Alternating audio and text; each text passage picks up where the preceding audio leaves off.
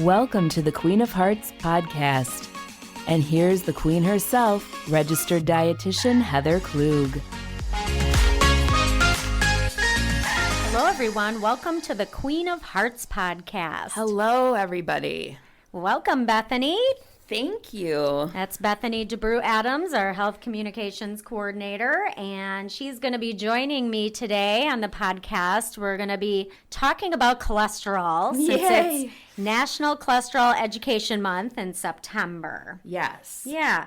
So cholesterol is known to be a risk factor for heart disease, but it's a risk factor that tends to always have discussion around it and just how much it impacts heart health. Mm-hmm. In recent years, we've heard new information about dietary cholesterol, the true impact of cholesterol on heart health, and which cholesterol numbers are the ones we really need to pay attention to. That's why, since it's Cholesterol Education Month, we are going to try to clear up the most important information about cholesterol, including what it is, why we have it, and how to best manage it. Yeah, so let's just dive right in, right? Yeah. So what is cholesterol? Well, cholesterol is a waxy, fat-like substance that is found in all the cells of our body. So we always hear about cholesterol in a negative light, but we need it. It's something that our body uses.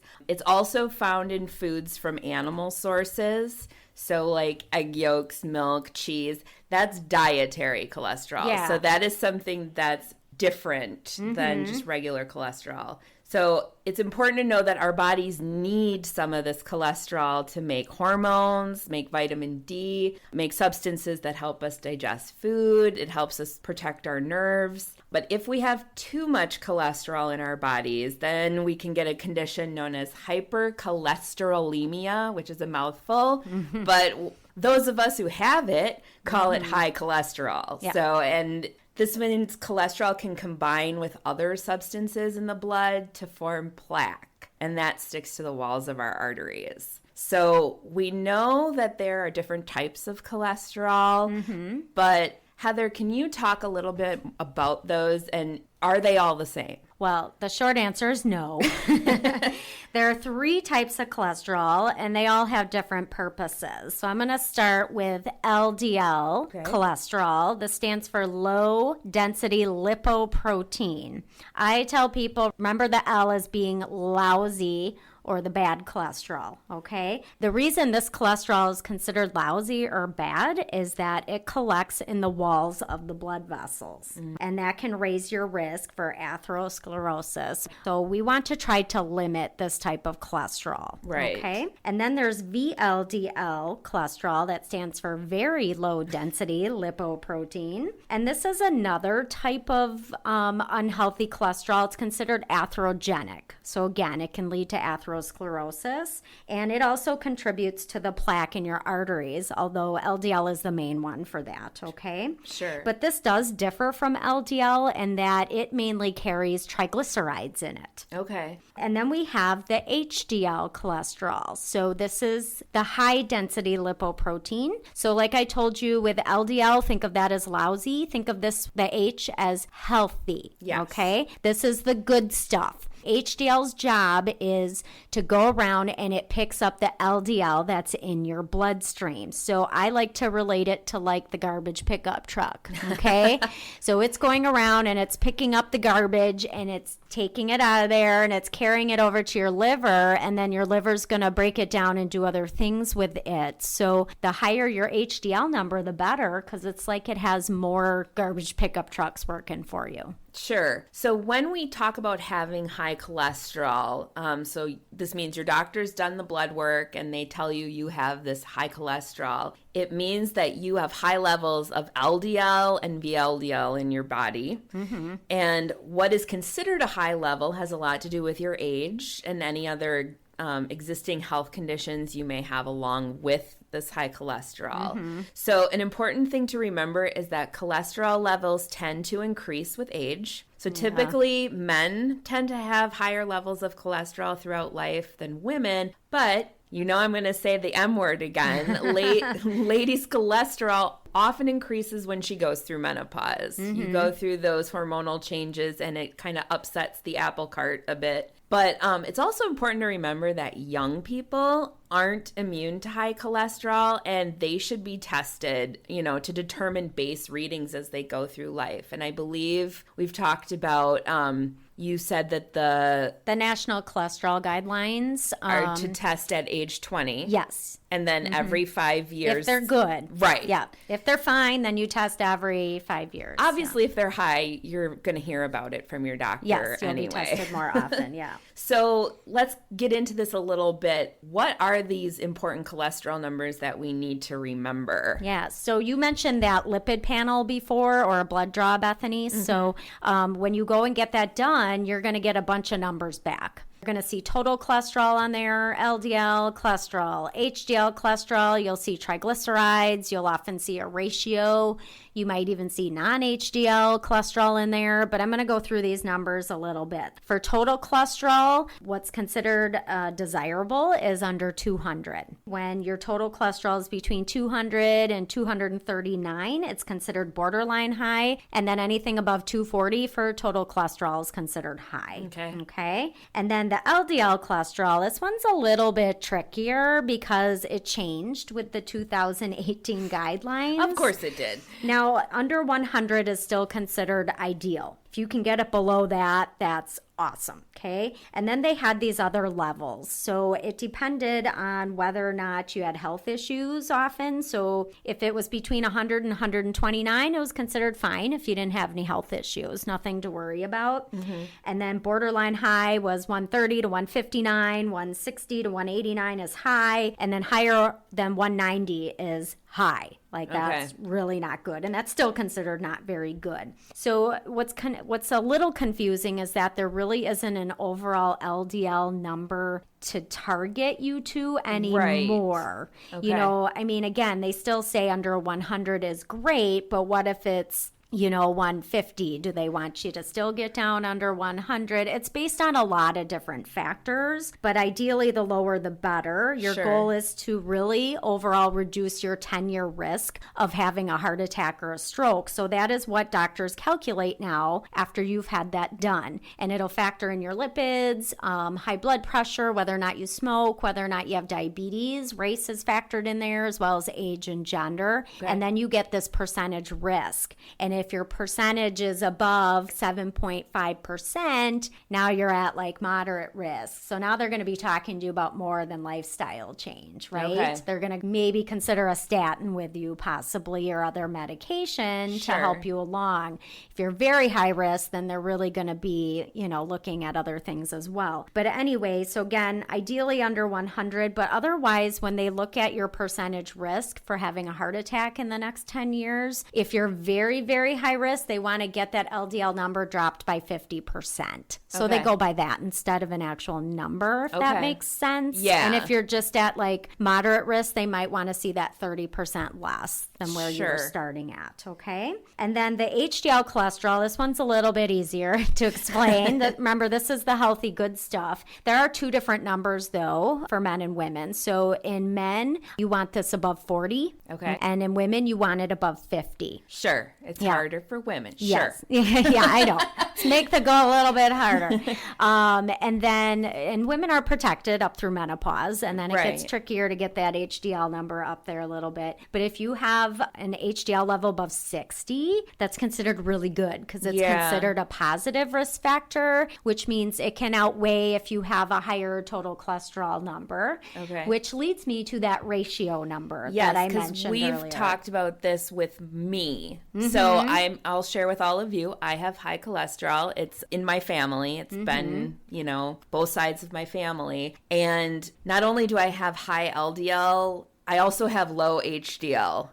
So when we've talked, sometimes the doctors are a little more alarmist, but then I come into work and sanity prevails a little bit because because you've told me my ratio overall is better. Yeah. Rather than just, pieces of a whole. Yeah. And I think because your triglycerides are normally okay too. But going back to that ratio, because I like to look at the big picture, and a ratio is just another way to kind of assess risk. Okay. So it's like one more piece of the puzzle we're kind of looking at. So it's taking your total cholesterol number and it's dividing it by your HDL number. So if your total was 200 and your HDL was 50, you're going to have a ratio of 4. Now, the guidelines, at least through the American Heart Association, there's 2 separate ones for men and women again here. Of course. So for men, it's under 5, and for women, it's under 4.5. So if I had a total cholesterol of 200, but my HDL was 50, I'm at a 4, I'm good. Even though, okay, I'm supposed to be under 200 for the total, or even if I was slightly over at 205, but my HDL was 50, I would still be good. You know what I mean? Because my ratio would still be okay. So that's the ratio. Probably the easiest way to explain that one. Okay. So when we talk about what causes high cholesterol, this is one of those areas where things start getting a little controversial. Yes. I guess it's been controversial over the years, and research continues to evolve when it comes to what affects cholesterol levels. And the main thing that we've seen in studies in the last several years is that your genetic makeup is what's, factoring most heavily into your cholesterol levels, not a diet high in dietary cholesterol. That is correct. So, but obviously there's always going to be an exception to the rule. And there is a small number, about 10% of people who their cholesterol is just kind of, if they eat cholesterol-laden foods, their cholesterol will shoot way up. Right. But the majority of us, your body creates cholesterol in amounts larger than what you can eat. So, you cannot sit down with a plate of animal products and eat the amount of cholesterol that your body would make. Right. So avoiding foods that are high in cholesterol aren't going to affect your blood cholesterol levels that much. Your dietary intake of cholesterol, if it goes down, your body's going to compensate and make more. If you eat more cholesterol, your body's going to adjust and make less. It's always trying to kind of create an even keel. Now, this is not to say that diet has no impact whatsoever on cholesterol levels. It does, but it's not the dietary cholesterol that's impacting your cholesterol levels. There's other things in our diet or what we're eating that can increase cholesterol, but you're right, it's not dietary cholesterol. So when I first started out as a dietitian, that is what I did have to tell people, stay under this number of milligrams of cholesterol. And now we've learned through research, like what you just said, it's not the cholesterol so much in food that's making our blood cholesterol levels go up, but there are other things. So we will talk about them in a couple minutes. So what impact does high cholesterol have on heart disease? Because this is another area of contention. Oh, yeah. In the last several years, there has been competing research as to how cholesterol impacts your heart health. In a 2016 study, researchers found that elevated LDL cholesterol is an established risk factor for heart disease, and that dietary fatty acids play a significant role in the development of heart disease. These researchers found that making minor changes to diet, such as replacing regularly eaten foods with healthier fat alternatives, reduced cholesterol and could potentially reduce heart disease risks. Which makes sense. Yeah, and what I want to point out with that, I actually went to a conference a year after that study was published, so I heard about that from the original researcher who did it. Oh, cool. Yeah, so it was really fascinating, and mainly what she pointed out with that one, and this is really important, because what often does not get looked at is the substitution when people make changes in their eating habits. So if you tell people to eat less red meat, well, what are they eating instead? Did they just start eating more pork? More cookies? Are they eating chips? Are they eating cheese? cheese. Are they eating junk food in place of that? Like, are they eating more sugar in place of it, or refined starchy foods? Because if you replace something not healthy for something not as healthy, you're not really going to make much of an improvement. You're probably just going to cause more problems. Yeah, it's either going to be the same or it could potentially be worse. But in this study, what they're talking about in healthier fats, they were talking about including more polyunsaturated fats in your diet. Like salmon is a great example of that. Maybe you don't eat red meat as often, but you have fish or you have chicken. Those are going to have, those are healthier kind of fats that are in there. It's a healthier substitution. Okay, so I just wanted to kind of make that point in there because that's really important. But then a systemic review published that same year in 2016 found that people over 60 with high LDL cholesterol live as longer than people with low HDL cholesterol. I feel that there's a but coming on. Yeah. How about a however? However, this study had several limitations. Yeah. Not the least of which was it didn't look at the participants' HDL levels at all or any lifestyle choices. Which is, you're kind of like ignoring some pretty important information at that point. Yeah. Exactly. It's safe to say that for right now, we know that high LDL cholesterol likely has some type of negative impact for your heart. Right. And in fact, too much LDL in your body can build up in your arteries, right? It clogs them and makes them less flexible. Eventually, this buildup can lead to atherosclerosis, also called hardening of the arteries. And then the blood doesn't flow as well through stiff arteries, so your heart has to work harder to push the blood through them. Over time, as plaque builds in your arteries, and remember cholesterol's, that LDL cholesterol is part of that plaque, you can develop heart disease. And then a piece of plaque can eventually break off and form a clot or artery that may continue to become narrowed, which can fully block blood flow to your heart. And this leads to a heart attack or a stroke. So it's a pretty, simple course of events. Yes. Obviously, it's not a one meal is going to cause this to happen kind of thing. It's not like, I ate a ribeye steak and now my heart's clogged. So that's good news for people It's over decades. Right. And what I'd like to point out, it's an overall dietary pattern too. But if you've got foods that are making your LDL cholesterol go up and you don't have a good balance of healthy foods in there, that's leading to trouble. Right. So let's talk a little bit about what we can do to keep cholesterol levels where they should be. So the good news, I think, that people should understand is that a lot of the power to control this, like many of the other things we talk about, it lies within us. So obviously the first step is going to your doctor if you haven't had your cholesterol checked ever, which, some people haven't, but insist on having a lipid panel done so that you know what your starting numbers are. And from there, you and your doctor can formulate a plan. If it's, diet and exercise and lifestyle changes, great. If it's you're doing well and don't change a thing, awesome. If you need a medication, you can go from there. But there are these things that we can do on our own, and so some of them kind of overlap with some of the other things we suggest. I'll just mention the big ones right now. If you smoke, stop smoking. Yes. Smoking, it's a big one. It's a heart health risk, but studies have shown that quitting smoking can lower your LDL and boost your HDL. So that's really important. Yes. And just 30 minutes of moderate exercise each day helps raise those HDL levels. It's the best way to raise your HDL. Alcohol does a tiny little bit, people, but I don't want that to be your most reliable form for raising your HDL. Booze. Yes. But let's talk, so since you mentioned alcohol, let's talk about the big impact, which is our diet. So the first one is a biggie, which is avoiding trans fats. Yes.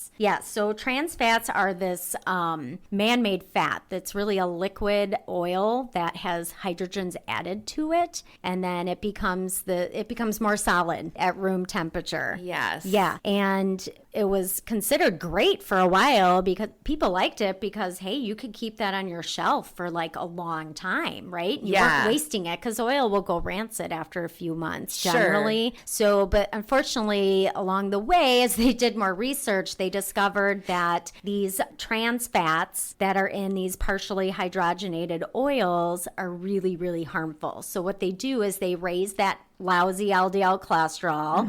They drop the healthy HDL cholesterol, not good. And they found they stiffen the arteries. Oh, geez. So not good. In fact, I remember a while back we had a researcher come in and he was showing us pictures of people, so they had them eat like trans fats for a couple weeks. And then you could see how much it changed the stiffness in their arteries. But then he showed pictures, okay, once they were off of these trans fats for even a week, their arteries already went back to being more elastic. Like you could see it. It was that short of a time frame. So it's to our advantage to eat as few of these trans fats as possible. Sure. Now, the good news is they're hardly in our food supply anymore. In fact, as of this year, 2020, they should be out completely. They were supposed to be out by January 1st. I don't know if that officially happened or not. So still maybe double check your ingredient list. Look for partially hydrogenated oils. Okay. Make sure they're not in there. Definitely. Okay? But otherwise, because they're so bad, they're supposed to be banned, but not all countries have banned them. So once we're to the point where we can actually travel places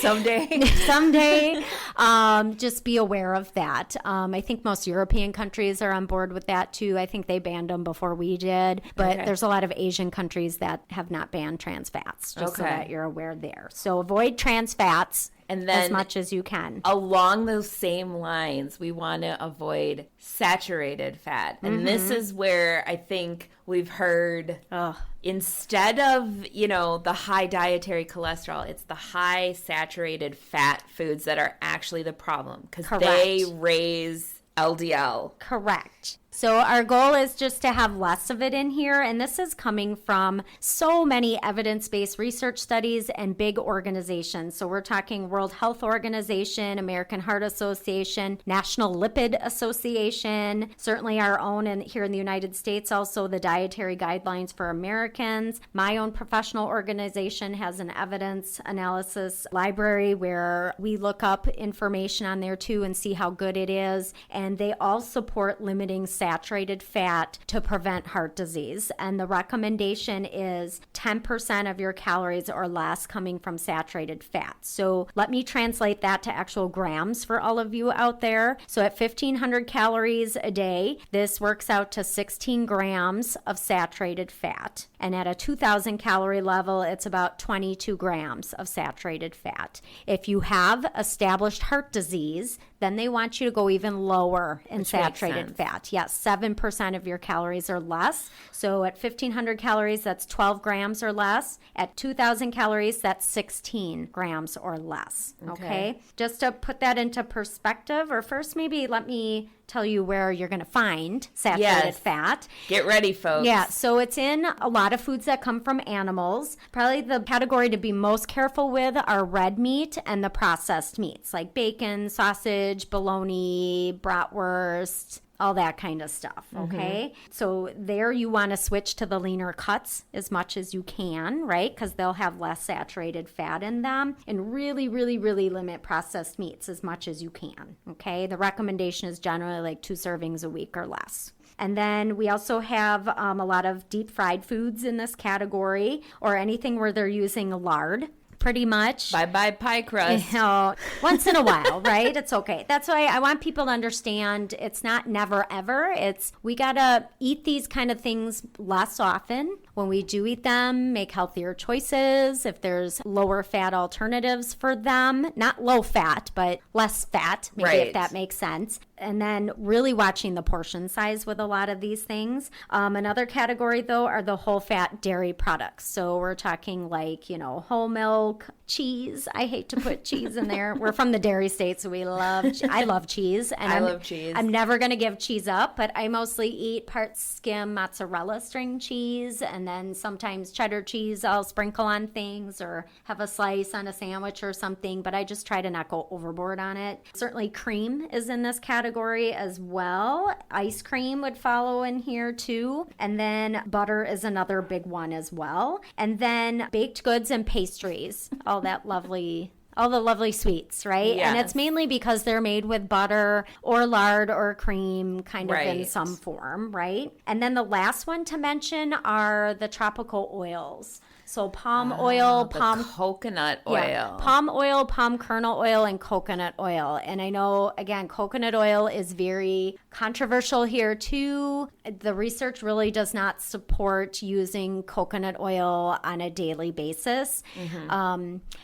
It does raise your LDL cholesterol. It may also increase your HDL cholesterol, but we don't know if that's good. So Okay. it sounds like it's balancing it out, but is it good if it's driving up your LDL cholesterol is the big question. Yeah. So be really, really careful with coconut oil. It's not a day-to-day oil to be using basically, okay? Sure. And can I give some amounts? Because I told you guys those numbers before and what's Okay. in food. So just to give you an idea on how much that, 12 to 15 grams or so can add up. 1 ounce of cheese is 6 grams of saturated fat. A tablespoon of butter is 7. 1 bratwurst is 8 grams. Ooh. Yeah. A cup of whole milk is 5. If you drop down to like 1% milk, you're down to 1.5 grams. Okay. So it's a big savings there, right? A cup of ice cream is 9 grams. That's for 1 cup, right? Not a big bowl of it. That coconut oil, 1 tablespoon is 12 grams. Wow. It's like a whole day's worth for women, Yeah. pretty much. So be really careful with that. And then the ground beefs are another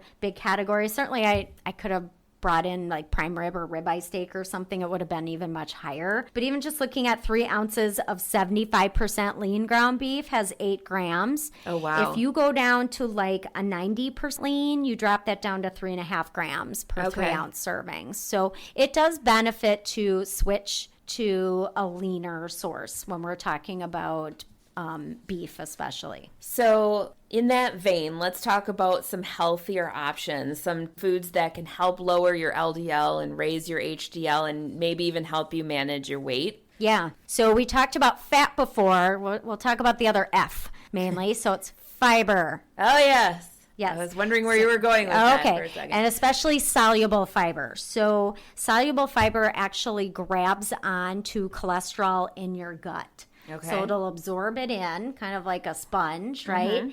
And then again, it you carry it out when you go to the bathroom, basically. Okay, so it's a very effective way of removing some of that cholesterol. So really great sources of soluble fiber: oats and oat bran, barley, and other whole grains. And later this month, we're going to do a whole podcast on whole grains. So check that out. And then the legumes, so like our dried beans, split peas, lentils, excellent source of soluble fiber, really good for lowering cholesterol, and nuts as well. So walnuts, peanuts, pistachios, almonds are especially great because they contain plant sterols. So again, those work in the gut as well, and they're really effective also in lowering cholesterol. And then we have with fruits, we have like citrus fruits are great, apples, pears, berries, and grapes. And then for vegetables, all the cruciferous vegetables are great, like broccoli, cauliflower, Brussels sprouts, Yum. right? Bethany, you'll be so proud of me. I had a salad the other day that had shredded Brussels sprouts in it. For those of you that don't Did you know ahead of time?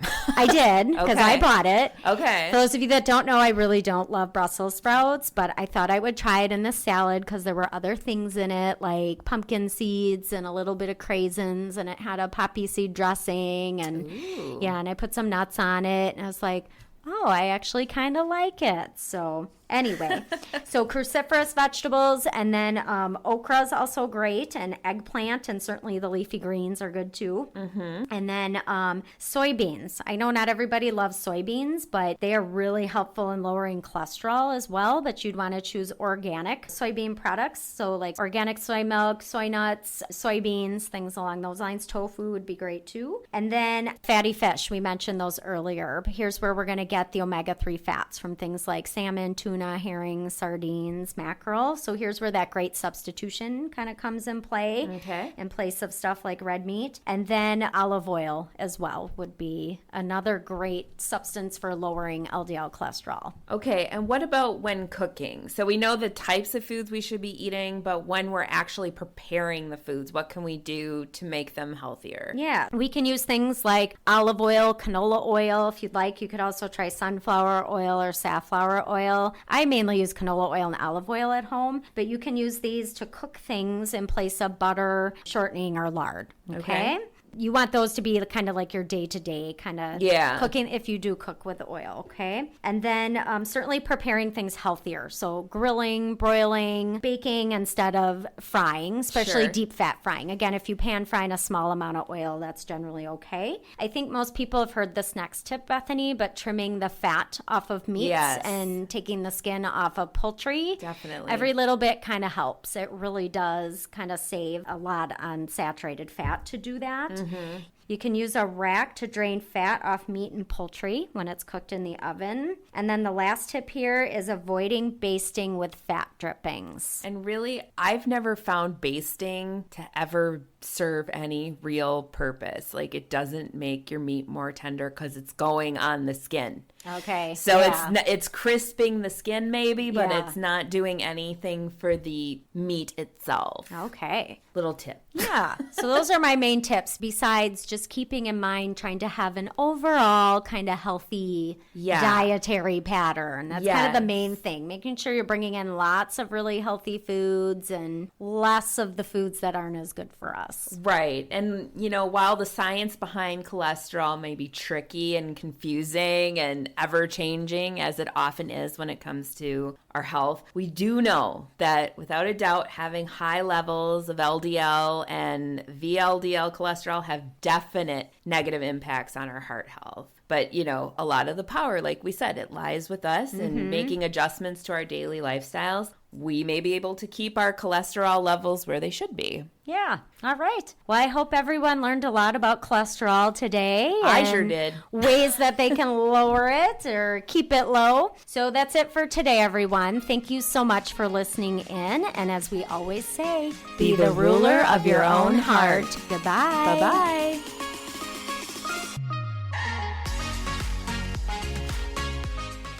Thank you for joining us on the Queen of Hearts podcast.